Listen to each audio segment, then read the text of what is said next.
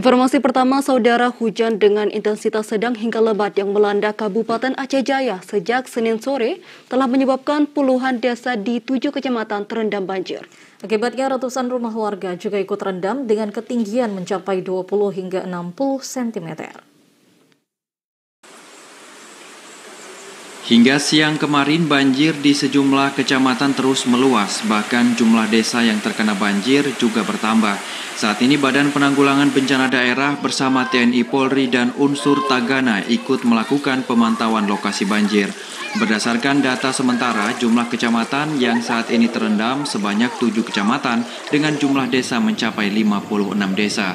Pantauan TVRI di Kecamatan Panga, puluhan rumah masih terendam, bahkan akses jalur transportasi warga juga ikut lumpuh lantaran banjir memenuhi badan jalan. Saat ini para warga di daerah itu masih tetap bertahan di rumah mereka karena banjir masih dalam kondisi aman. Sekretaris BPBD Aceh Jaya Yusran menjelaskan saat ini para petugas masih di lapangan untuk memantau banjir di sejumlah kecamatan.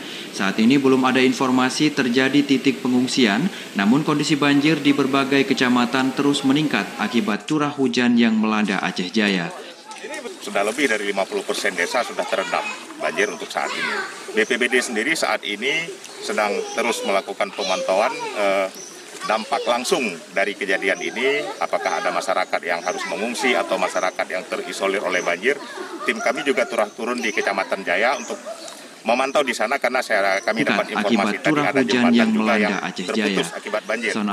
Pihaknya juga mengimbau kepada semua camat dan kepala desa agar waspada dan siaga banjir yang mungkin saja terjadi karena hingga saat ini Aceh Jaya masih diprediksi terjadi hujan dengan intensitas sedang hingga lebat.